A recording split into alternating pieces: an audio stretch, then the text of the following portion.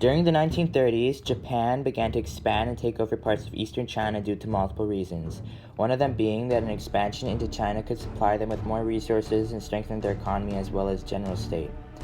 They first took over an eastern region of China called Manchuria, and in 1937 Japan declared war on China, and in 1939 Japan had much control of the nation. Admiral Isoroku Yamamoto proposed an attack on the Hawaiian Islands, which were over thousands of miles of sea. This was a daunting plan inspired by a book. Yamamoto ordered Vice Admiral Chuichi Nagumo to get ready to attack Pearl Harbor. They were aiming to attack the fleet of ships positioned there. Days later, the decision was made and 6 aircrafts, transporting a squadron of over several hundred fighter planes, dive bombers, and torpedo bombers set sail for Hawaii. What do you remember about Pearl Harbor and World War II? Katherine, I was about 5-6 years old when this happened. When the siren went off at night, we all had to make sure we turn off all the lights and put the curtains down. In school, when we had a drill about, bombing or whatever, we all had to go under our seat, under our table rather, like we were hiding. What else? Right next to our house, they built a big sand, whatever, one big Quonset hut like, and it had crackers and all that, and we never did have to use it. But if we heard a siren, everybody would have to just stop and go into that big thing. It was for the whole neighborhood. On December 6th, Nagumo positioned his fleet of planes some couple hundred miles from their target.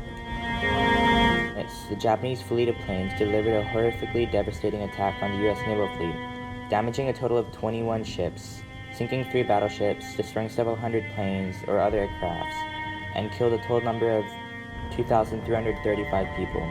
A majority of their deaths came from the destruction of the USS Arizona.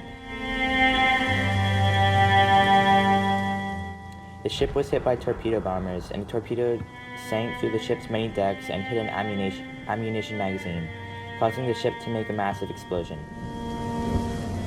1,177 sailors and Marines died aboard the USS Arizona that day. Skeletal remains are still there inside the ship, and the memorial stands above the wreckage in the Pearl Harbor Bay, a reminder of that fateful day.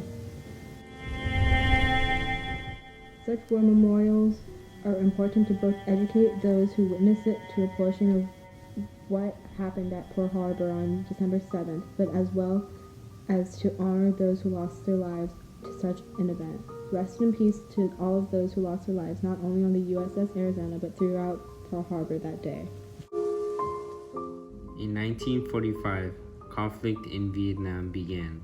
A communist uprising against the French powers that controlled Vietnam eventually broke out. In 1954, Ho Chi Minh guided the Vietnamese force to defeat the French. Although the victory was a great accomplishment for the country split into 2 political parties, the pro-communist North and the pro-democratic South. Vietnam was split into 2 because each side had different visions for the future of Vietnam.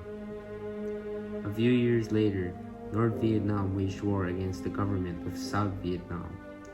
The US joined the war in 1965 on behalf of South Vietnam till 1973. The main purpose the United States joined the war was to prevent communism from spreading. The US withdrew from the war in January of 1973. On the 27th of January that same year, the Paris Peace Accords were signed by the US, North Vietnam, South Vietnam, and Viet Cong. The war proved to be the least popular war the United States has ever taken part in. Many people thought the US was fighting for a noble cause, but many other people saw it as a waste of time.